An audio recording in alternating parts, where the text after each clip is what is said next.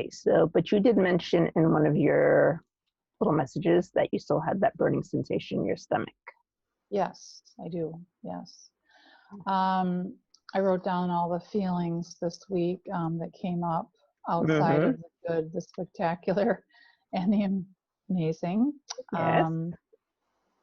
I wrote down the list of, especially this morning when I woke up, this feeling of uncertainty, whether it's external or internal, and just kind of the feelings of survival mode rather than thrive. And then, so I wrote down uncertainty, stuck, survival, overwhelm, worry, fear, it's too late.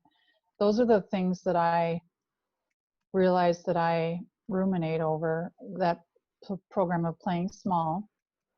And then on the other side, yesterday I worked a bit with, because I was really in a kind of a funk of just all these negative emotions. And I have the Inna Segal book, which I've never really done much work with. And I went in there and I literally just like felt the anger, the resentment, the resistance, the stress, the not enough, the out of control. And I felt those feelings. And then I, like we talk about, is dialed them up and dial them down. And then I put a color in after I felt it, and to replace that. But those are seems my go-to feelings. And so then what do I want? I want security, I want peace, I want comfort, I want the knowing, I want a routine, and I want support.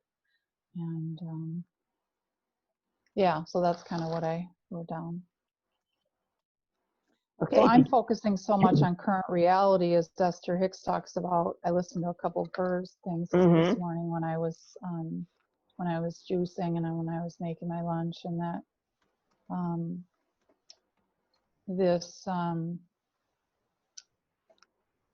yeah, I'm just so focused on my current reality, and that's what keeps me stuck. So right. Okay. So first of all, did you do the dials for the overwhelm, the fear, the too late, the playing small, the resentment, the anger, the out of control? Yeah. And how did it feel after you did the dials? It did. It felt good. It felt like I released it to where I was at peace. But it also, afterwards, it feels like it's, did I really do it right? Or that's kind of been my question in life, is, am I doing it right? And there is no way to do it wrong, but. Exactly. No way to do it wrong. Yeah. And so I feel like those are my go-to things where, all the feelings that I never expressed. Yes. I just recently, I think Saturday night, did a Facebook Live on this. Okay. And I've said it before, spoken about it before, and I'll probably speak about it again many times. So this makes a difference.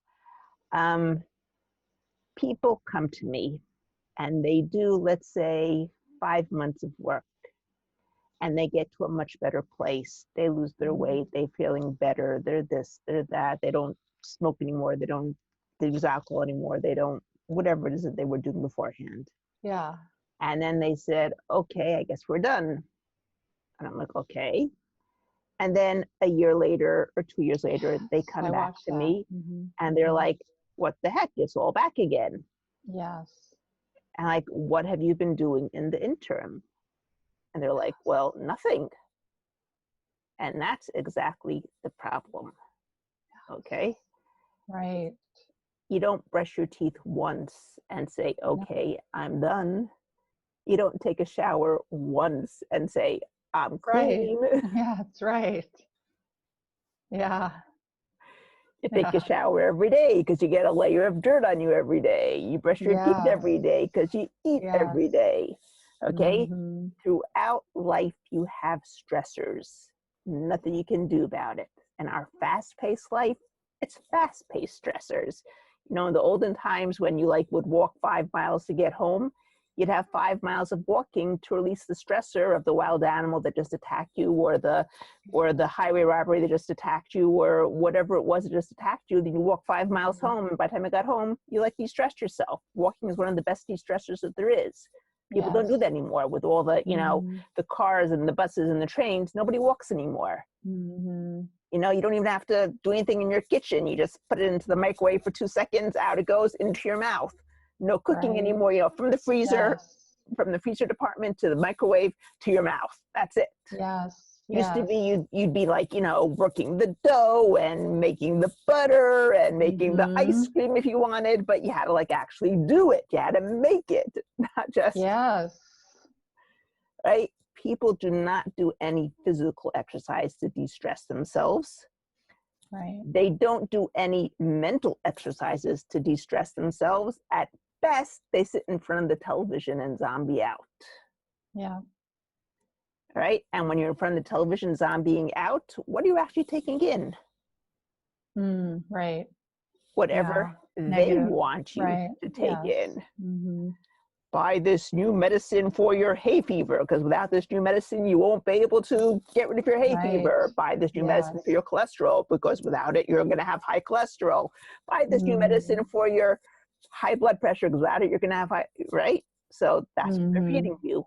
More stress. I better go rush out and buy that medicine, or I'm going to die from exactly. Okay. If you do a session once a month, once every 3 weeks, 2 weeks, depending on how well you do or don't handle the stressors, it won't build up. If you do nothing, it builds up and builds up and builds up and builds up till it explodes. Yes, exactly. Yeah. Okay, now that's half of the equation. The other half of the equation is you were getting rid of habits, all right? Your go-to habits. That is where, now I can't prove any of this. This is what makes sense to me. This is the model that I've built, and this is a model that works, and I've seen that it works for other people as well, okay? Whether it's actually happening inside your brain or not, you'd have to ask, a neuroscientist, which I'm not.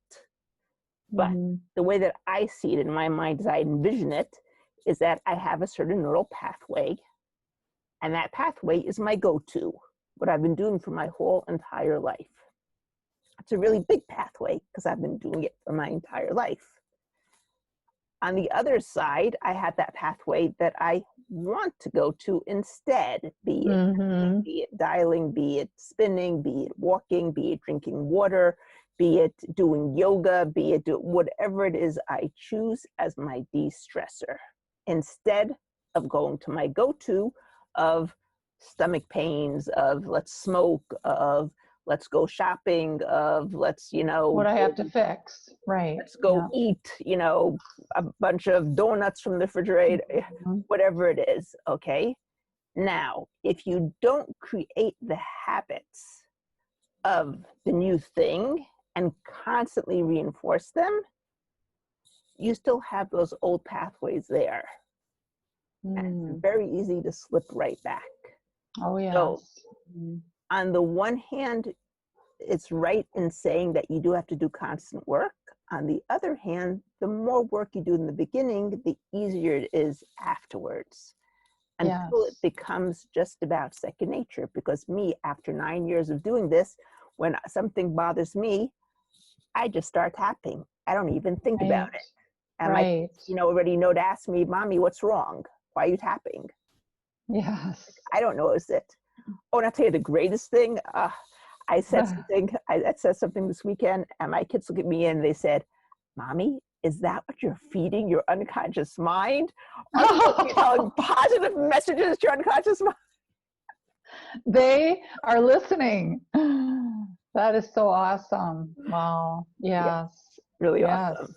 Yes. They're like sponges, and sometimes people, I'm not a parent, but I had nephews and stuff, but you don't realize what all the stuff they do pay attention to.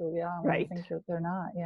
Right, exactly. Awesome. Well, so in any case, my point is this, okay? Number one, you're going to constantly have stressors as long as you live. Yes, Stop having stressors, right. probably means you're dead. Okay? Number two, these stressors are going to trigger you in many different Yes. ways. Mm-hmm. If you do not work to release the stressors on a Mm. constant basis, Okay. it will explode in you again. That's just the way that That's it what it is. feels like I've done. Yes, there has Okay? happened. Yes. Mm-hmm. If you work on a constant basis to release it, and as I said, the more you do now, the less you have to do later, Mm-hmm. it won't explode. It won't get to that point anymore. Because before Okay. it gets to the point of that burning stomach, you're going to already have turned your dial, tapped, spun, taken a walk, or whatever it is you choose to do as your de-stressor. Every Mm, night right. before I go to sleep, I check my whole control board.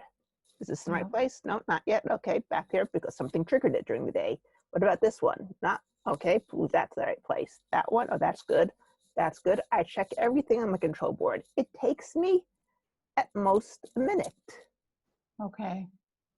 I know what things are important to me. Sometimes Mm-hmm. I add more dials in when I realize, oh, that was also important. Don't know why I didn't add that one in, and I add another dial in. But it's my control Okay. board. I can control in whatever I can add Mm, in whatever I want. yes. Right? Okay. And Yeah. if you Mm-hmm. don't want to do that, just do a general tap. I release everything that has triggered me today and I replace it with only good things.